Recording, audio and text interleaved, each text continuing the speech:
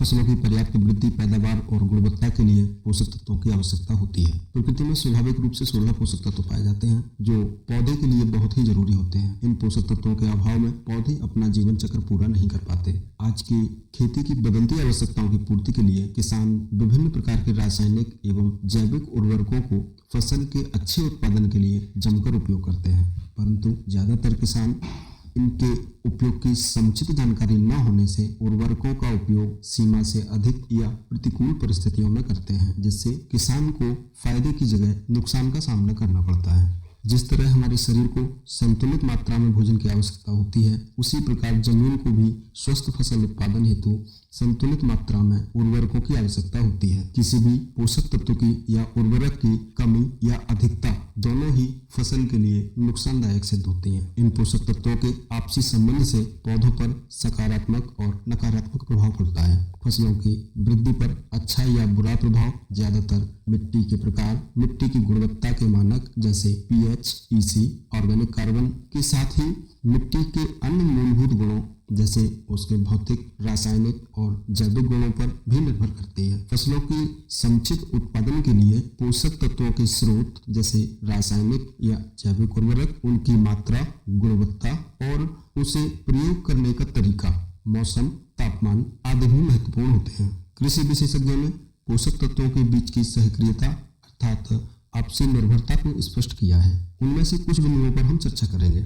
संतुलित मात्रा में नाइट्रोजन की आपूर्ति यह सुनिश्चित करती है कि मिट्टी से फसल को पोटेशियम, फास्फोरस, मैग्नीशियम और माइक्रोन्यूट्रिएंट जैसे आयरन, मैग्नीज और जिंक की अच्छी प्राप्ति होगी। कॉपर और बोरॉन की संतुलित मात्रा पौधे को नाइट्रोजन की प्राप्ति को बेहतर बनाती है। मोलिब्डेनम की सही उपस्थिति नाइट्रोजन की क्षमता को बढ़ाता है और फास्फोरस की प्राप्ति को भी बढ़ाता है। इसी प्रकार कैल्शियम और जिंक फास्फोरस और पोटेशियम की प्राप्ति को बेहतर बनाता है। सल्फर, मैग्नीज और जिंक की प्राप्ति को भी बेहतर बनाता है। वहीं पर मैग्नीज कॉपर की प्राप्ति को बढ़ाता है। तो किसान भाइयों, अब हम बात करते हैं पोषक तत्वों की अधिकता से होने वाले नुकसान। सबसे पहले हम बात करते हैं फास्फोरस की।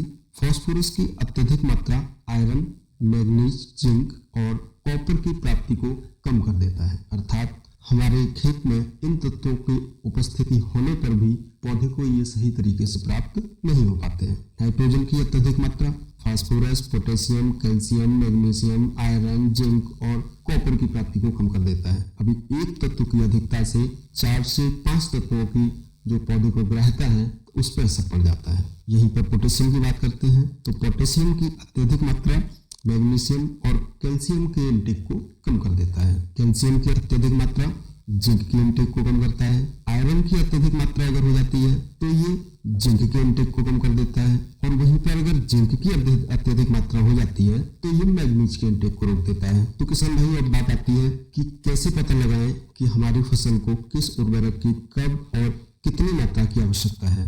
तो किसान भाइयों, आजकल हम अपने खेत के स्वास्थ्य के बारे में बड़ी आसानी से पता लगा सकते हैं। आपको कहीं जाने की जरूरत नहीं है, बस आपको घर बैठे agriart.in की वेबसाइट पर जाकर अपने खेत की मिट्टी की जांच की बुकिंग कर लेनी है। इसके बाद कंपनी के प्रतिनिधि आपके घर आकर आपके खेत की मिट्टी का सैंपल लेकर उसकी लैब में जांच करके 4 से 5 दिन के अंदर आपके मिट्टी की आवश्यकता के अनुसार किस उर्वरक की कितनी मात्रा, कब और कैसे उपयोग करनी है, इसकी सारी जानकारी आपको घर बैठे आपके फोन पर उपलब्ध करा देते हैं। तो किसान भाइयों, अपने हर खेत की मिट्टी की जांच जरूर कराएं और उर्वरक की अनावश्यक लागत के कमी और साथ अधिक उत्पादन का दोहरा लाभ पाएं। खेती संबंधित किसी भी समस्या के लिए आप स्क्रीन पर दिए गए फोन नंबर पर भी संपर्क कर सकते हैं। धन्यवाद।